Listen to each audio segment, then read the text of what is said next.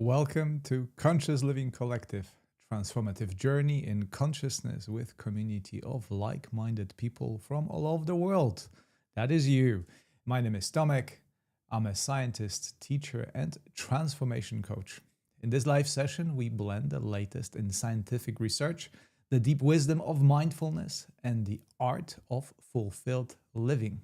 As always, this is an invitation to have your own direct experience, to rewrite your story, and to emerge on the other side with a renewed sense of purpose and well-being. Very good to be here. Very good to see you here. The dashboard has changed. Teachers must have sent messages to Insight Timer saying that we love floating icons on top of our screen, and I do love them. I already recognize my wonderful listeners, participants, and co-creators of our Conscious Living Collective. I want to acknowledge members of my Patreon program. Thank you for your support, continuous support over so many years. Hello, Anne. Hello, Parvane. Very good to see you here. And also, I want to welcome my regulars and the first-timers. Although if you are here for the first time, I want you to raise your hand and say so I can extend my particularly warm welcome to you in the Conscious Living Collective. Hello, Karen. Hello, Anita. Hello, Anne, Carmen, Claire, Tosca, Linda. Carmen for the first time. Hello, Carmen. I hope you will enjoy this session. Today, vibrations of the heart.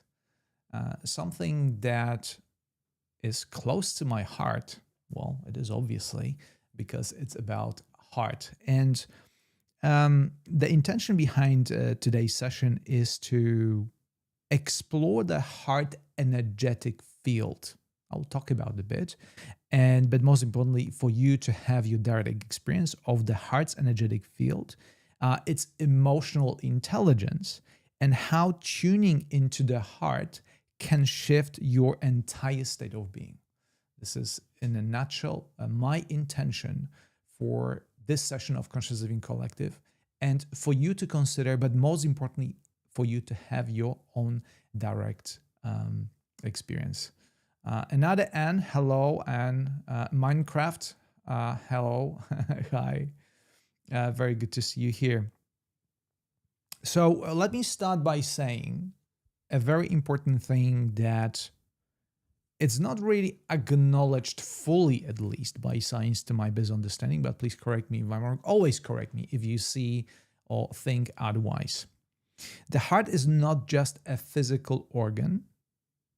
It's an intelligent, vibrational center of awareness, connection, and coherence. I'm going to read that to you again and think about it to yourself. The heart is not just a physical organ. It's an intelligent, vibrational center of awareness, connection, and coherence. And let me start with an anecdotal story that happened multiple times. It is a common practice that when someone dies in an accident, that person can preemptively donate their organs to be used to save somebody else. And heart is one of those most precious gifts that one can offer once we depart the physical body. However, because we are creating our consciousness, creating everything, our reality includes the physical body, it is not uncommon, it has been described many times, that people who received hearts of the donor over time started experiencing emotions that were relevant to the person, to the donor. And sometimes they were, disturbed by such occurrences because heart, as science shows, contains neural networks around it, and therefore has ability not only to process information, but also store information. That storing part is not fully understood However, based on those anecdotal stories, it seems to be, um, yeah, it seems to be a very interesting conjecture.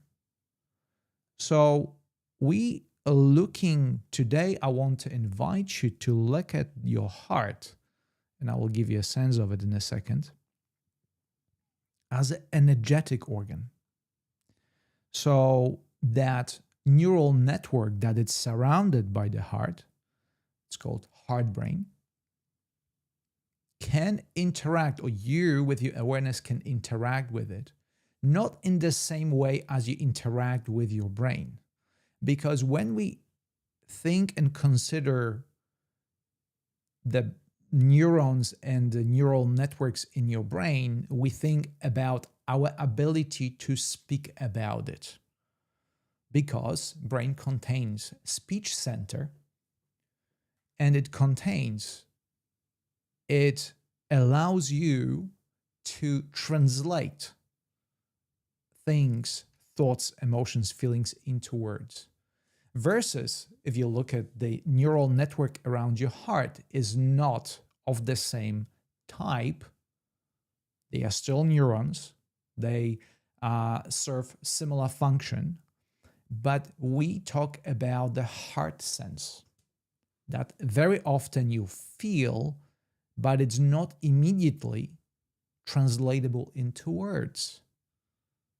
However, what I want to say to you today, I want to invite you to, is actually see for yourself the importance of connecting with that energetic part of your being, and in a very practical way, starting get information about yourself, about your purpose, about what is happening around you, about interaction with other people, all sorts of information by connecting to your heart. And how we connect with our heart, I will just explain in a second. So yeah, Claire, that has always been fascinating to me. Carmen, my understanding is that the heart is the place for our soul. And again, this is all a metaphor, right? In terms of a soul, I think for being raised Catholic, and that saying that we all have souls kind of bothered me, because I thought about place in my body, heart, for instance, where that mystical, magical thing called soul is being contained. But since I started discovering consciousness and having my own experiences, other saying actually made much more sense to me. Not that we have soul, but the soul has us, or the soul has me. As in soul, what I consider soul is a greater, larger aspect of the self that contains physical body and neural networks and everything. It's not the other way around. In the same way,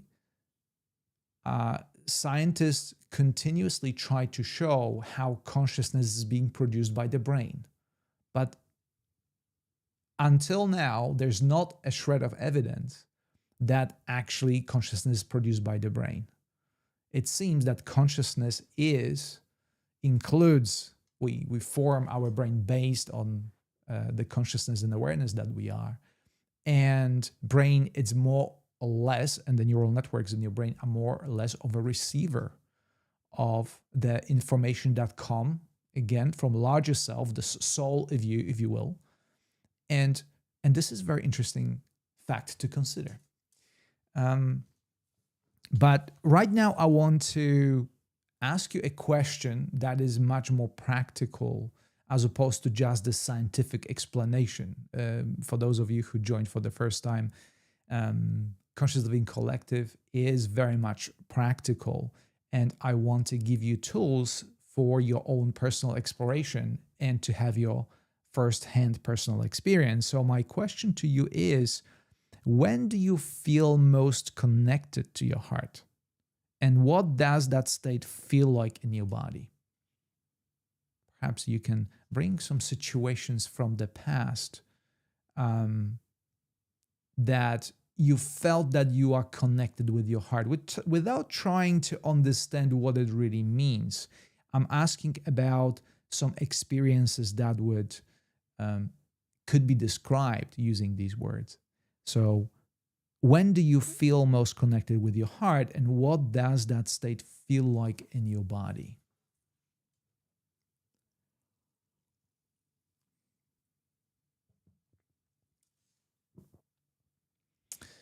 McCoy, when doing my hobbies. James, frequently when I'm in nature. Again, doing my hobbies. This is a great connection. I want to make connection between this session and our previous sessions, which, by the way, are all accessible on my YouTube channel.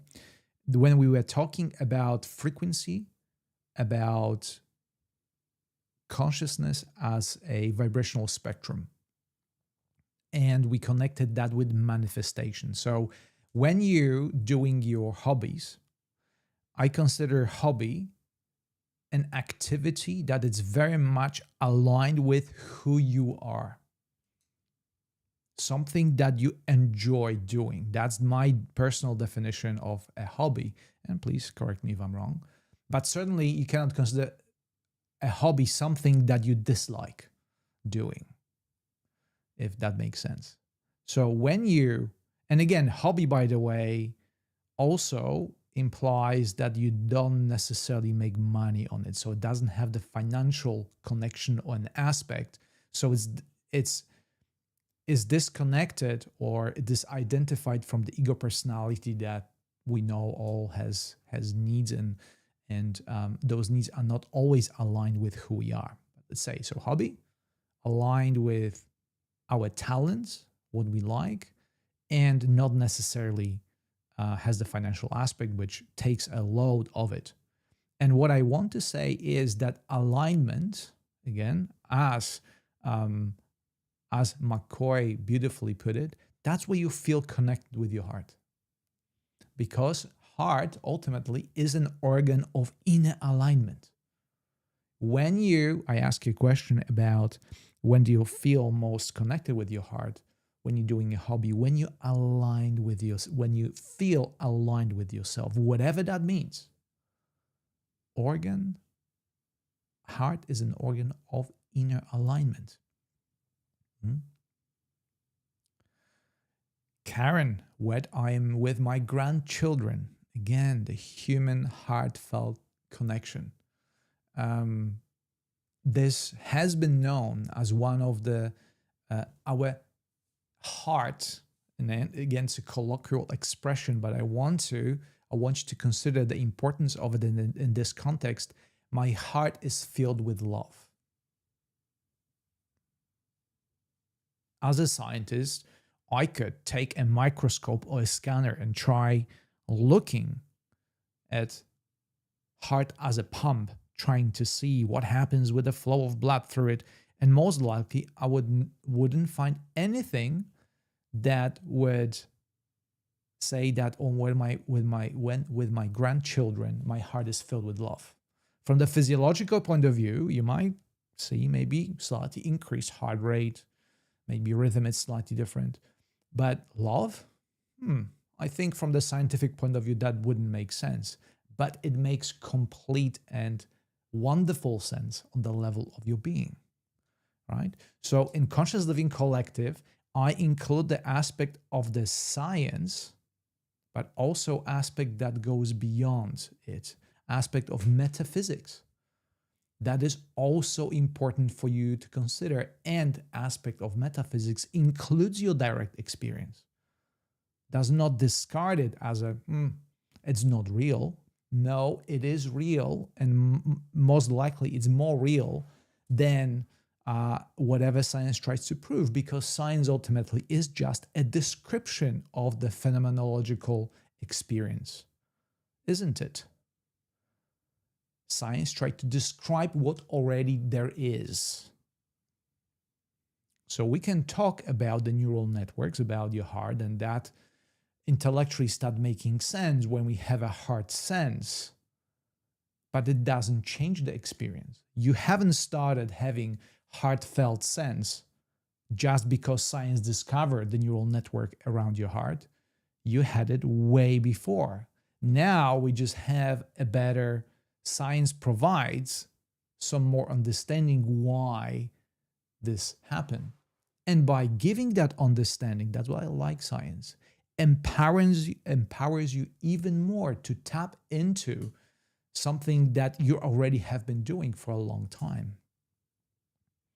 For Anita, the heartfelt sense, or the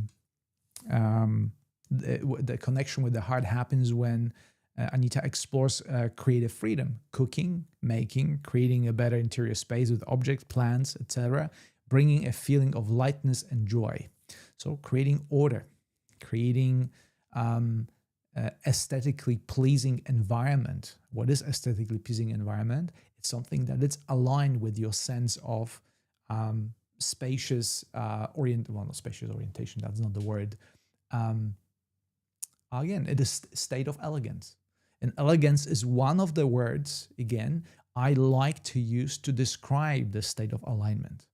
When you consider something elegant, it means that it's aligned on some level. I hope you feel that with who you are. I need to ask if you could have more volume, please. Maybe I'm going to bring microphone to closer to where I am. I unfortunately don't have ability to increase the volume. Only you have that ability by turning your knob, yeah. But I hope it's better. So Carmen, for Carmen, the heart connection is soul and consciousness are not the same. Consciousness refers to the state of being aware of oneself and one's surrounding, while soul is often seen as a spiritual essential part of being. Okay. Nina, my heart recently is showing me when what it loves versus what breaks me. My blood pressure and heart rate reflects this. Fantastic. So this is the scientific part I want you to consider. I have this, it's charging in a moment, but I have, my watch that has ability to measure my heart rate and derives things like heart rate coherence, which I will speak about in a second. And you'll see it is a common sense, I think, at this stage. When you are, again, in a state of coherence, again, I introduce that term in a second more. When something is aligned with you, your heart is steady.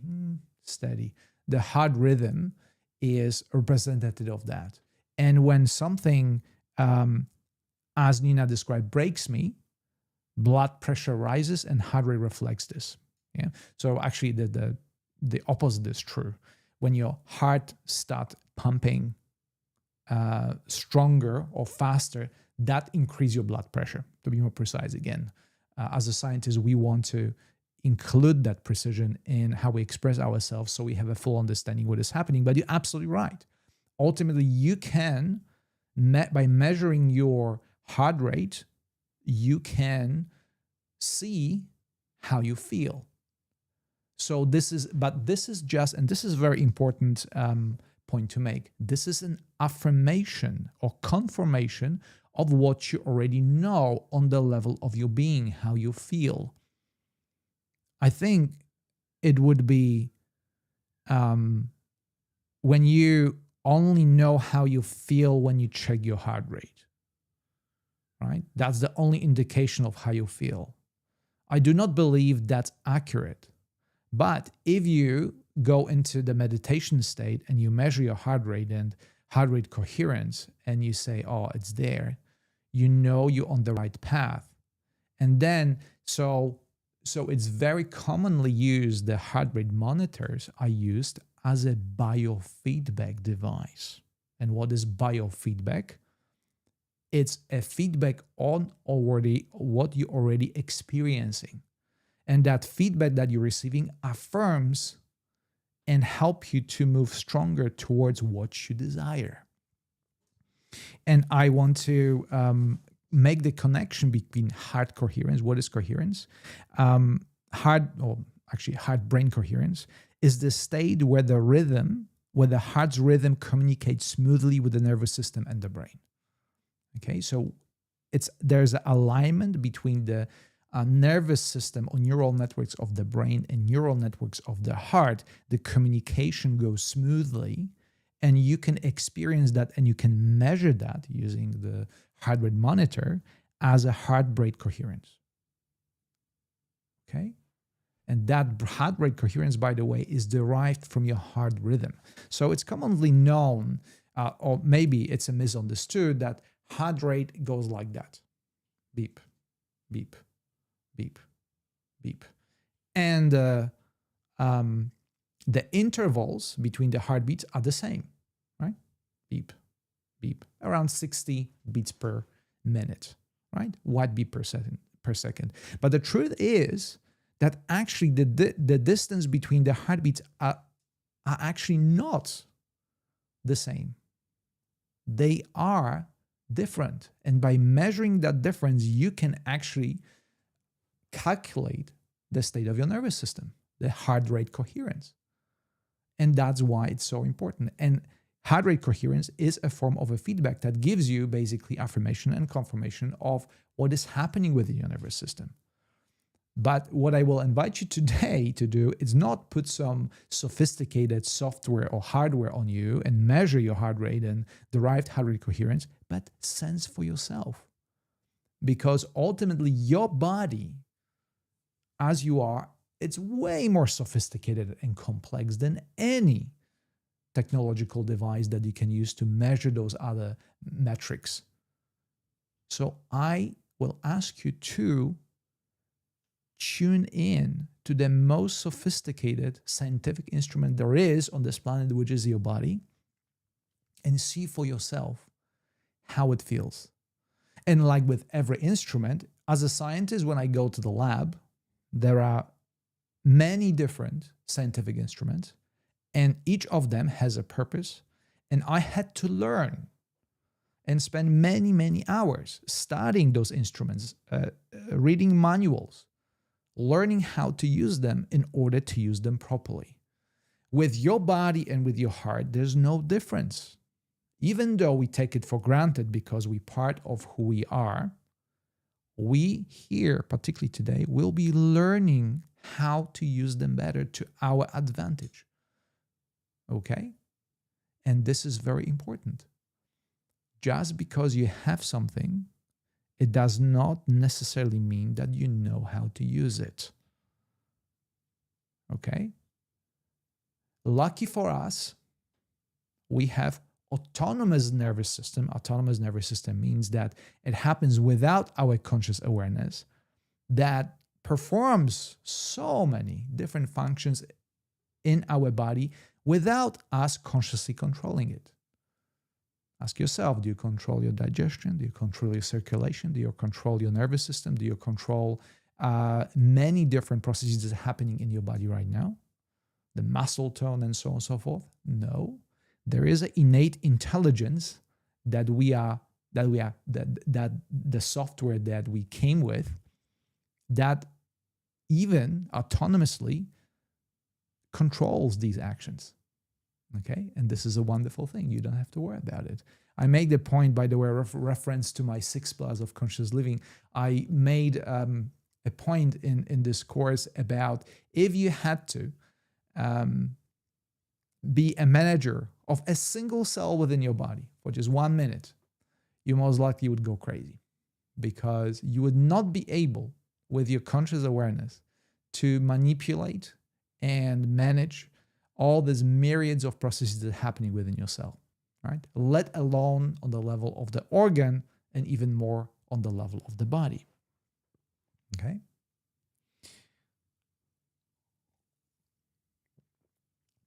Sandy, welcome to the session.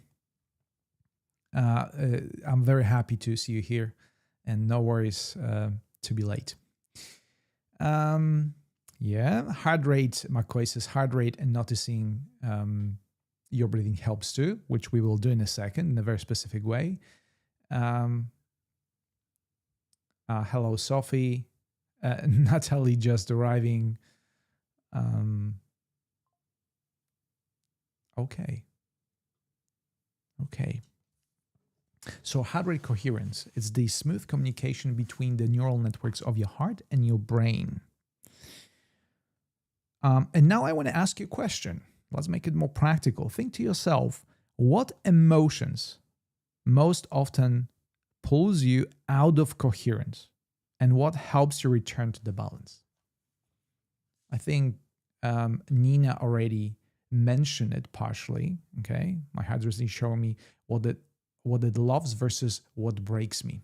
So now the question to all of you, what are the emotions that get you out of coherence? Not necessarily break you, but what are these? Sophie, fear and anger. Anita, fearful thoughts. Peter, fear. Fear and worry. Pavane. Wonderful. You're right on the spot. What is fear? What is worry? Is the anticipation of, from the intellectual point of view, it's anticipation of a negative outcome, right? Your brain does not have knowledge. Your brain has only knowledge of the past situation on the present moment, but the nature of the brain and the neural networks of your brain is to anticipate future based on the past circumstances. So if your current history is filled with all the negative experiences, your brain will compute the path forward as a fearful and worried, because that's the amount and that's the information that you have at your disposal. However,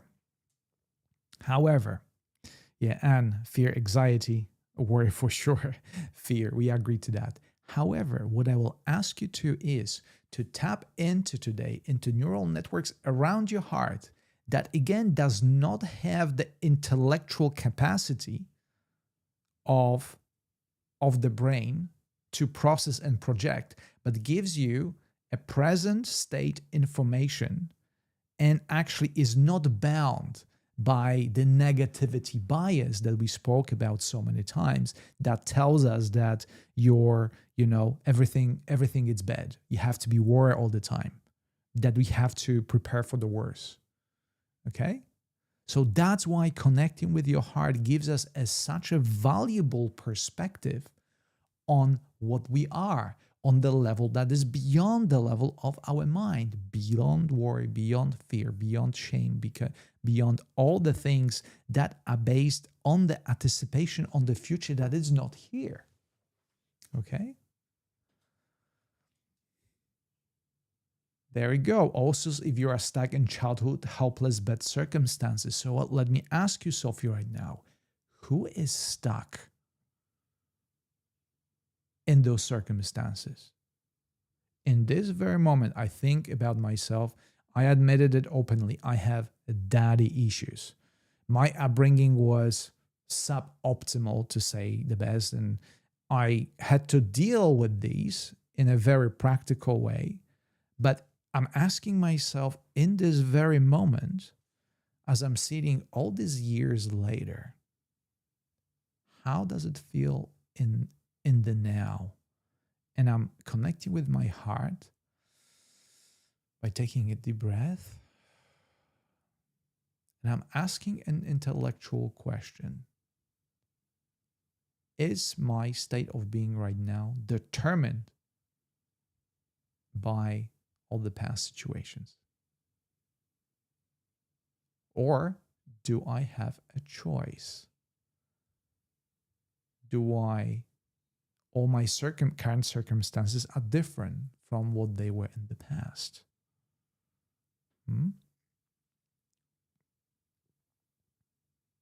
Parvane, I'm guessing this is why heartfelt meditation helps so much. And you would be absolutely right. Because heartfelt, heart-centered meditation, which we will do today as a part of our session, is returning you from the head to the heart. We'll be making the most important, the shortest journey ever taken, that is only 30 centimeters long, from your head to your heart. And you will see for yourself what you will find there in this very moment. And by the way, a caveat here is that just because you intend to focus on your heart, it doesn't mean that your mind will allow you to completely disconnect based on your strong will. There will be circumstances that you will go back and you, the thoughts again.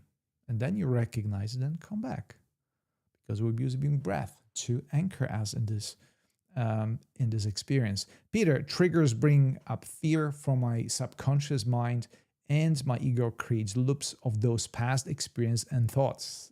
That's a great description, Peter. That's exactly what happens. And now the question remains, first of all, have you decided for those loops to be created? Is you make a conscious choice, or does it happen kind of unconsciously? Because you trained yourself, you trained your neural networks to get involved in this looping, so mental looping, so to speak, that we call rumination, mental looping. I just came up with it. Maybe you have to put a copyright on it. Rumination is equivalent of rumination is mental looping. Okay. Yeah, and self-criticism. Okay, now we're getting somewhere. Self-criticism also pulls me out of alignment. Exactly. The sense of shame, sense of not enoughness. Okay. And now, question to Anne, to myself, and to all of you. Do you feel in this very moment, not in the past, not in the future, in this very moment, do you consciously consider yourself enough? Or using affirmation that I borrowed from Tara Brach. Are you loved? What's the affirmation? I am loved, I am worthy, I am enough. Do you feel loved? Do you feel worthy? And do you feel enough in this very moment? Okay?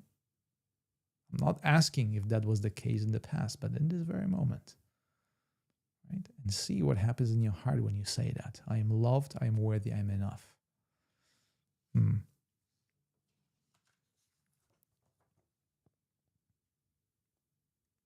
Okay.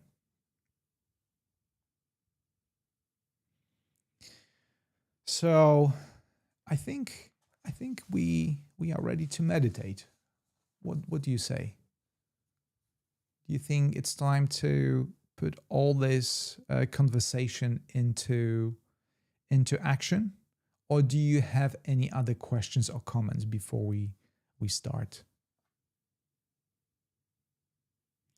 Yes, Peter, I'm consciously knowing but not feeling it right now. And this is the connection that we will try to establish between the feeling and knowing. See? The longest journey, heart-brain coherence. At the moment, there is a dissonance. There's no coherence between your heart and the brain. And the meditation is intended to restore that coherence. I am not promising this will going to happen. This is always your journey and your personal experience, but this is the intention. And that intention is supported by all of you who are here right now. And we will be doing it collectively. The power of collective.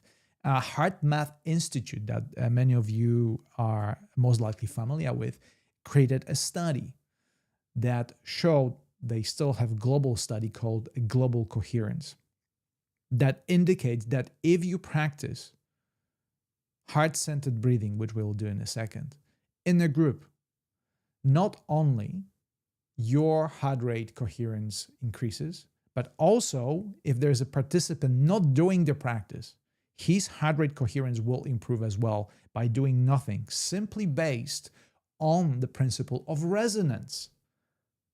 Our hearts are like tuning forks. If your heart is in coherence, my heart can feel it. Even over the distance, by the way. The distance it's a non-local experience, which means that the fact that you are on the other side of the world has nothing to do with it. If you intentionally are in this space and conscious living collective listening to it right now, you are being influenced by as many people. You can see the number of the screen right now. Assuming that all of us will commit to the practice and will do heart-centered breathing. Our hearts will be tuning in and receiving those information on the vibrational state and collectively bringing that space and aligning ourselves, our brains and our hearts.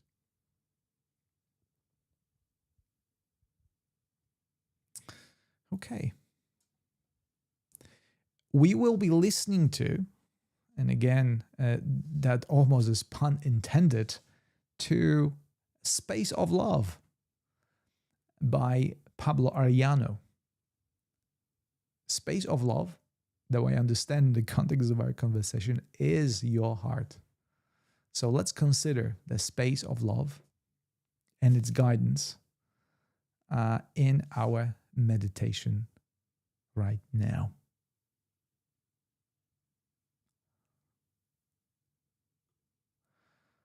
Okay.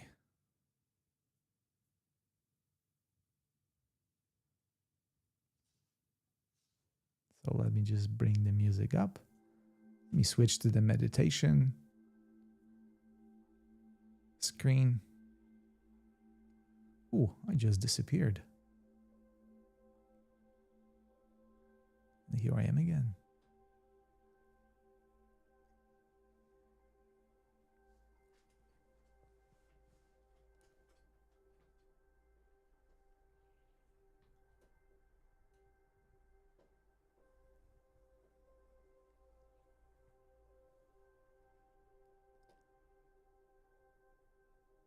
Begin this meditation by making yourself very comfortable.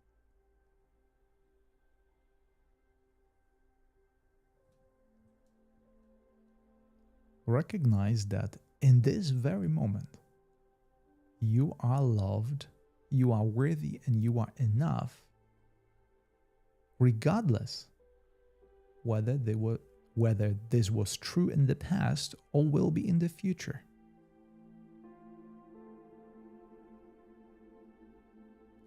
I am here to hold this space for you so you can safely explore the space of love, the space around your heart.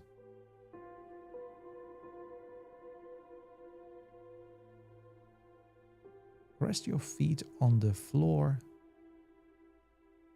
grounding yourself, making the connection with the earth. Rest your hands in your lap, indicating that you are ready to explore. Allow your eyes to close as you go within.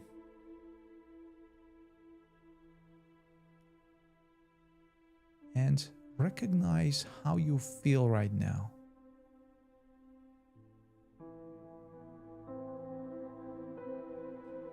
Honestly, tell yourself the current state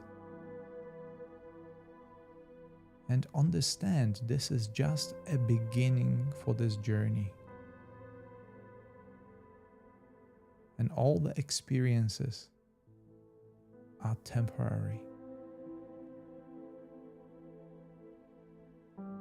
What we will try to explore in this meditation is your permanent connection with your heart. Whether you are conscious of it or when it happens unconsciously, Your heart has been beating from the very first moment of your arrival on this planet.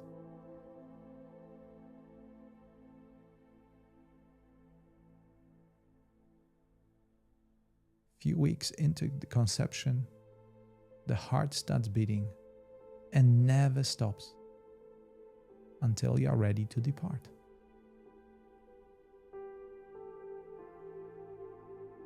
It is your most faithful companion, always here, always supporting you, regardless of the circumstances, regardless of what you think about yourself, what others think about yourself. Your heart keeps beeping, keeps beating.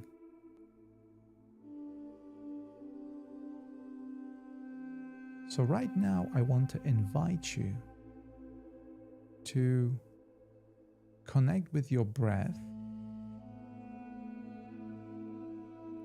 in a way that allows you to breathe in through your heart. Breathing in to your heart and breathing out through your heart.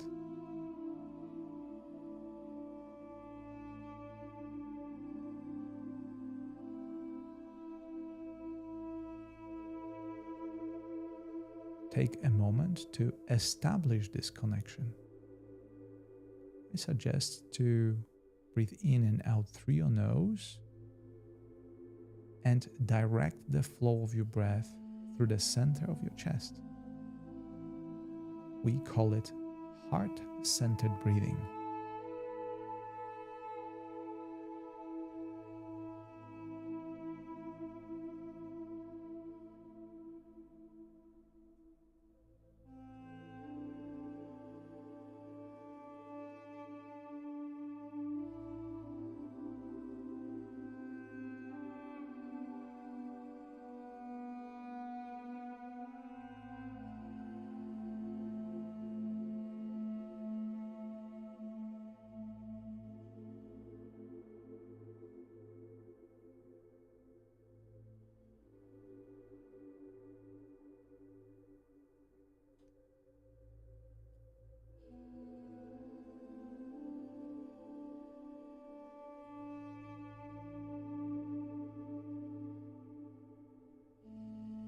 When you find that your mind wanders, simply recognize it as a normal process that always happens, and then consciously bring yourself back to the breathing. Breathing into your heart, vibrant, vital energy. Breathe out through your heart, radiating through your entire body outward, contributing to the toroidal field that your electromagnetic heart creates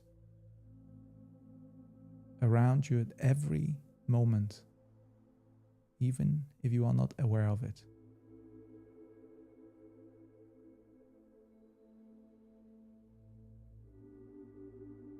Breathing in to the center of your heart, gratitude, heartfelt sense of compassion and love, and exhale outward, building up the field stronger and stronger, become more vibrant with each out-breath, becoming stronger with each out-breath, giving you protection, giving you love, worthiness, acceptance, all the qualities that are part of who you are, but very often are not recognized on the level of your mind.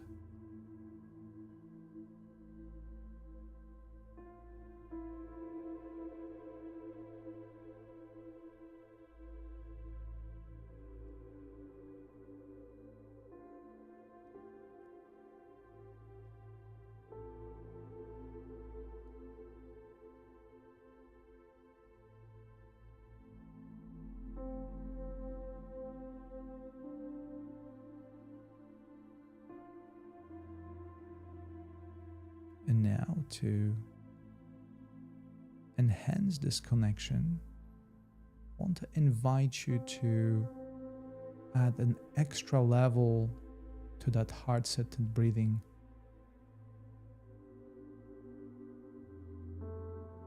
When you breathe in, do it on a count of 5, and you breathe out, do it also on a count of 5. Breathing in, 2, 3, 4, 5, and out, 2, 3, 4, 5.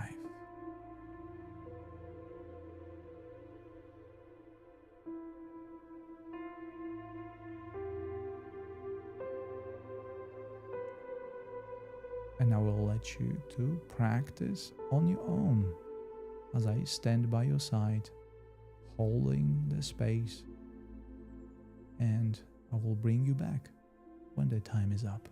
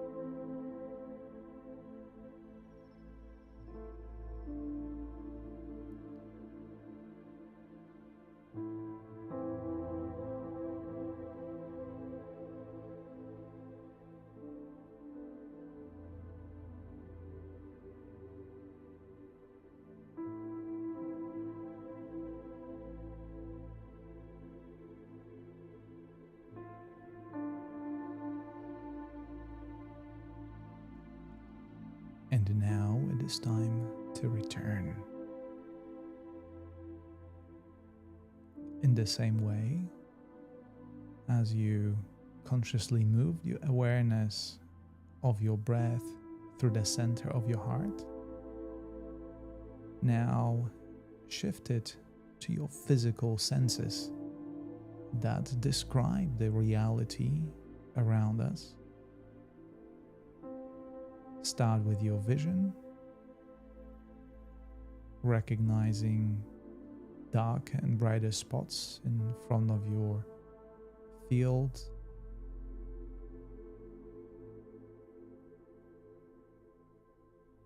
Move to the hearing, the sound of my voice, the sound of music. Briefly taste and smell. And finally, sense of touch by recognizing the boundaries of your physical body through the surface of your skin.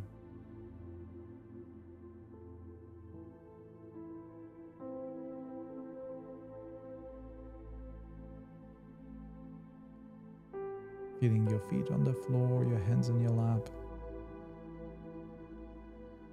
And now adding gentle movement, starting with your toes, moving your fingers. Very slow and gentle tilt of your head to the left. Tilt your head to the right. Back to the center. And finish up with one deep conscious breath in through your nose and out through your mouth.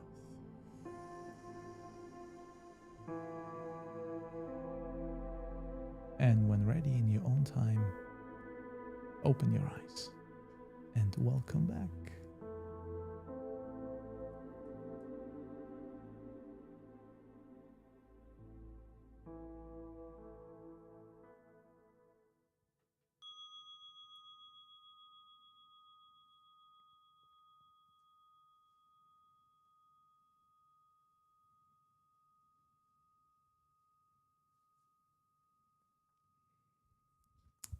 Okay. Thank you so much for meditating with me. That was truly lovely. And, well, what did you feel or hear when you truly listened to your heart? That's my question after this meditation. And I'll start with myself. I'll be honest. I had a pretty unpleasant situation just before this meditation, and that's what came to me. That's what came to my heart, and I accepted it for what it is, because it seems that even though it was unpleasant, it was important. And I approached, since also heart is equivalent to courage, I was courageous in letting that experience be there and experience it as is. So that was for me. Sophie, fragile. Peter, same here, and similar experience. Sandy, blissful floating.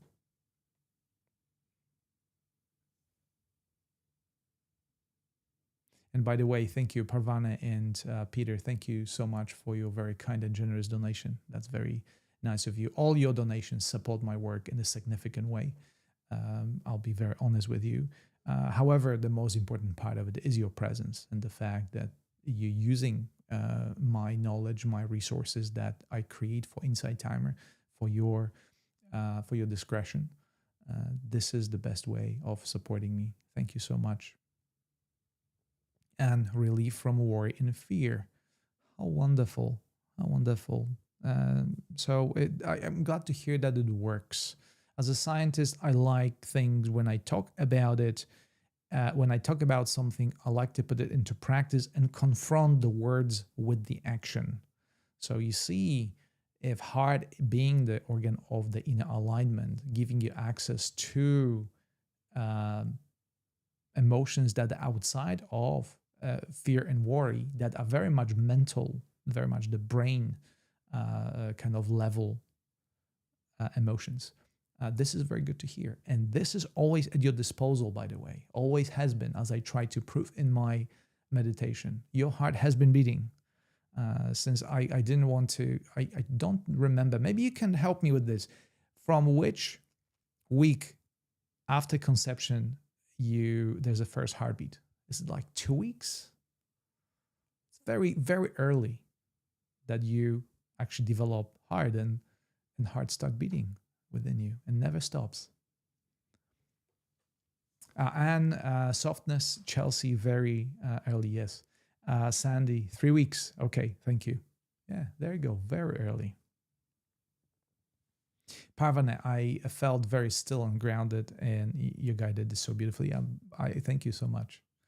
Thank you so much. So you see, even feeling the difficult emotions within your heart, it allowed my guidance to come through, which is a testimony to the fact that when you practice the connection with your heart, when you learn consciously to connect with your heart and learn about your heart coherence, then you get access to to this phenomenal instrument of the inner alignment. So I encourage you to practice heart-centered breathing. I have quite a few meditations on Insight Timer, by the way, that are in the note of heart-centered breathing, because it's such a powerful method of connecting with yourself and bringing yourself into state of coherence, which, as I said, is state of harmony between your nervous system, the pathway between your heart and your brain.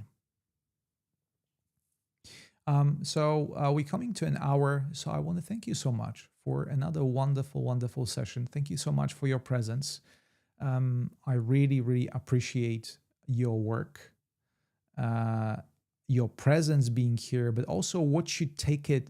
When I say your work, I really hope that the sessions of Conscious Living Collective and our connection resonates outside of the session. Okay? So when you go to work, when you do your hobbies, that somehow will be reflected, or the session will be echoed through your work in that sense. Because otherwise it's just me talking to the screen. Okay?